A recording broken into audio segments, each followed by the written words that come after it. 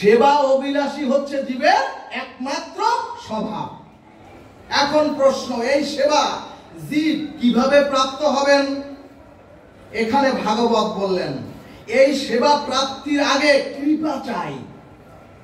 কৃপা চাই অর্থাৎ সেবাটা মনে চাইলি, আপনি আমি সেবাটা মনে চাইলি বা যদি আপনার হৃদয়ে অভিলাষ করেন, অভিলাষ করলেই সেবা হবে না। অর্থাৎ সেবা পাওয়ার জন্য কৃপা চাই। সুধীজন, এই কৃপা হচ্ছে তিন প্রকার। প্রথম হচ্ছে শ্রী গুরু কৃপা, দ্বিতীয় হচ্ছে ইষ্ট কৃপা, তৃতীয় হচ্ছে আত্মকৃপা। ভক্তগণ, জীবের ভগবত ভক্তি, জীবের আরাধনা উপাসনা অথবা ভগবত ভজন জীবন শুরু হয় শ্রী গুরু কৃপা থেকে। এজন্যই শিষ্যের একমাত্র কামনা অং অজ্ঞানতিমিরান্ধস্য জ্ঞানাঞ্জন শলাকায়া চক্ষুরুন্মীলিতং যেন তস্मै শ্রী গুরু। এখন ব্যাপার হলো, অর্থাৎ জ্ঞানের আলো জ্বেলে দিয়ে গুরুদেব চিনিয়ে দিবেন ওই যুগল সেবা। এই কারণেই প্রথমেই হচ্ছে শ্রী গুরু কৃপা। আর যদি শ্রী গুরুর কৃপা হয় তাহলে ইষ্ট কৃপা অর্থাৎ ভগবানের কৃপা দ্বিতীয় স্তর হয়ে যায়। সুধীজন, এর পরের অংশে ভাগবত বললেন এই ইষ্ট কৃপা, এই গুরু কৃপাও আপনার নির্ভর করে আত্মকৃপার উপরে। ওই গুরু কৃপা ইষ্ট কৃপাও নির্ভর করে আপনার আমার আত্মকৃপার উপরে। সুধীজন, শাস্ত্রের নিগুড় তত্ত্ব কথা হলো নিজের প্রতি যদি নিজে কৃপা না করেন তাহলে গুরু কৃপা ইষ্ট কৃপাও সফল হতে পারে না। এখন প্রশ্ন, নিজের প্রতি নিজে কৃপা বা আত্মকৃপাটা কেমন? সুধীজন, শ্রী গুরুদেব আপনাকে আত্মজ্ঞান, শ্রী গুরুদেব আপনাকে ভজন তত্ত্ব দান করে যুগল সেবার পথ আলো জেলে চিনিয়ে দিলেন। আর ভগবানও কিন্তু আমার প্রতি আপনার প্রতি কৃপাশীল, কারণ ভগবান হচ্ছেন অংশী আর আমরা হচ্ছি ভগবানের অংশ। এই কারণে ভগবান নিরন্তর, দেবদেবীরা এইরকম আর গোবিন্দ এইরকম নিরন্তর কৃপাশীল হয়ে হাত বাড়িয়ে আছেন। কবে আপনি আমি ওই গোবিন্দ চরণে গিয়ে গোবিন্দের হব। জয় নিতাই গৌর হরিবল।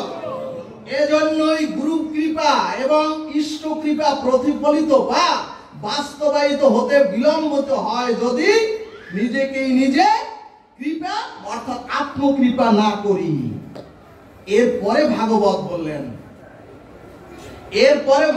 বললেন গুরু কৃপা ইষ্ট কৃপা যদি শ্রদ্ধা বিশ্বাসের সহিত আমরা গ্রহণ না করি তাহলে গুরু কৃপা বা ইষ্ট কৃপা কাজ করে না।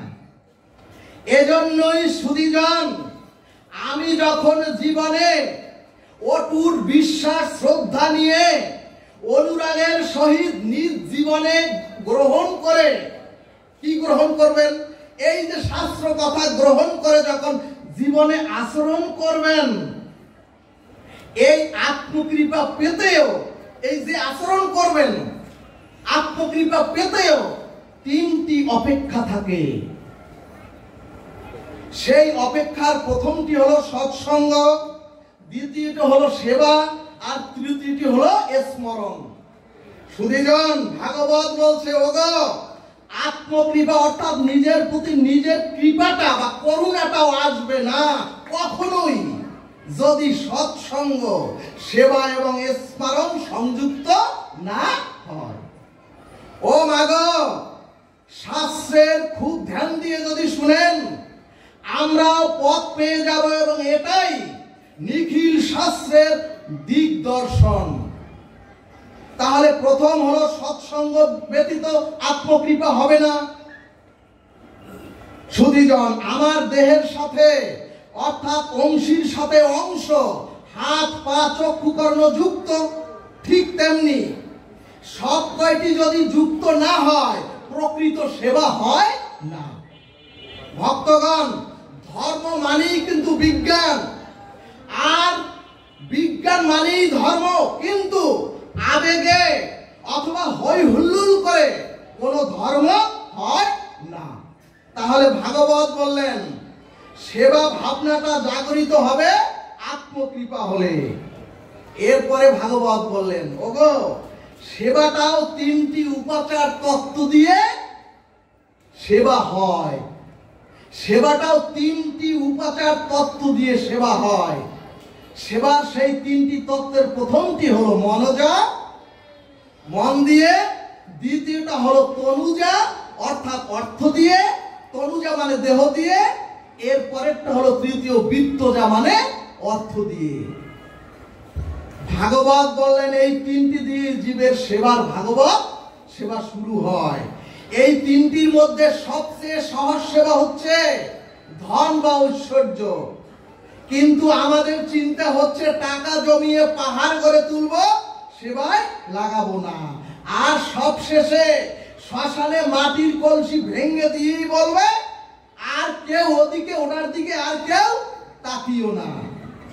এজন্যই শাস্ত্র বললেন সম্পদ যদি সাধু গুরু বৈষ্ণবের মহৎ সেবার কাজে না লাগে, সম্পদ যদি সমাজের কল্যাণে না লাগে, সম্পদ যদি ভগবত ভজনের কাজে না লাগে, ওই সম্পদই আপনার আমার ওই অভিশাপের কারণ হয়।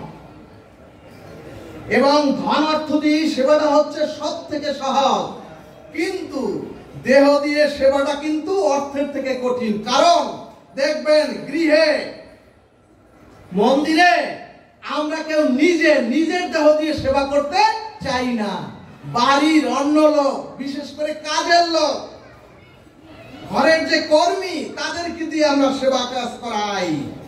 সুধীজন, দেহ দিয়ে সেবার অনুরাগ প্রেরণা জন্মায় না যদি আপনার নিজে দেহ দিয়ে গোবিন্দ সেবায় নিজেকে রত না করেন।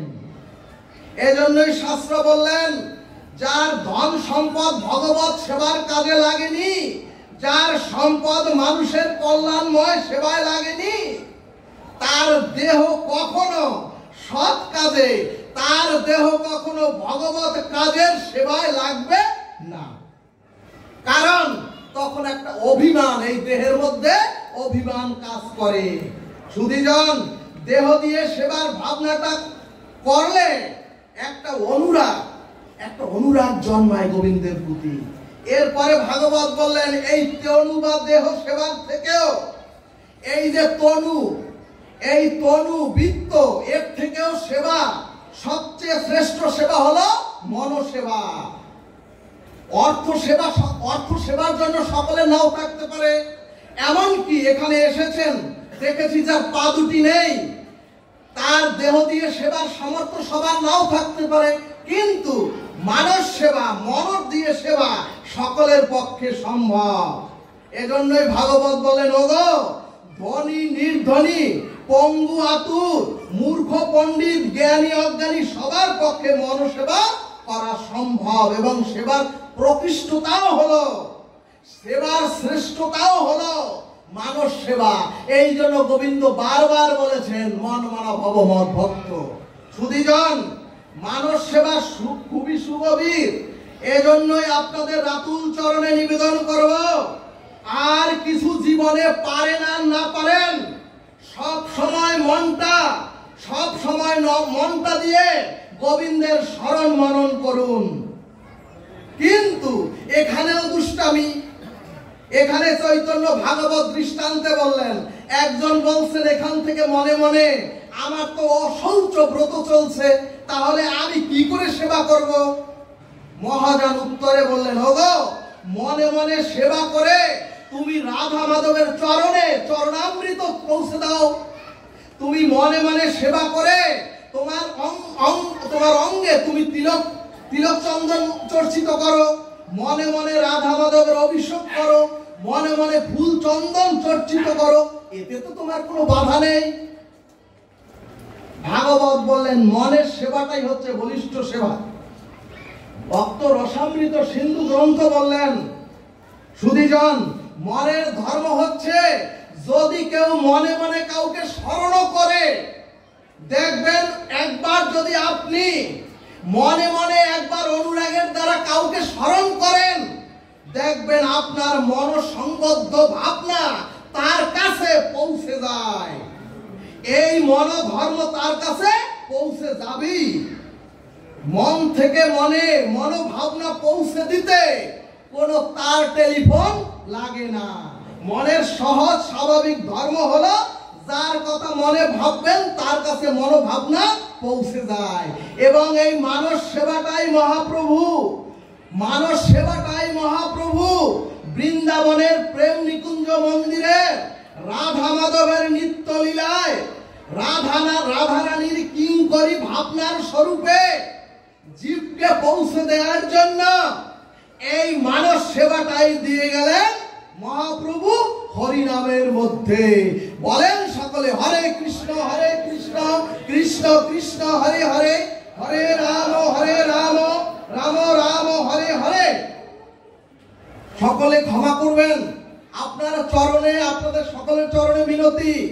আমরা অতি দ্রুত প্রসাদ দেব 10টার মধ্যে, সেই জন্য এখানেই ভাগবতকে বিশ্রাম দিলাম। জয় জয় এই নবশ্রীধাম বৃন্দাবন বিহারী লাল কি জয়, জয় কৃষ্ণচন্দ্র ভগবান কি, শ্রী শ্রী নব বৃন্দাবনের রাধা মাধব কি, পঞ্চতত্ত্ব কি, সখী বৃন্দ কি।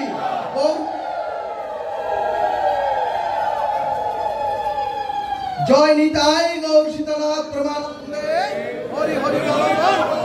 সকলে বলুন গঙ্গা গীতা সাবিত্রী সীতা সত্তা প্রতিষ্ঠা ব্রহ্মা বলি ব্রহ্মবিদ্যা।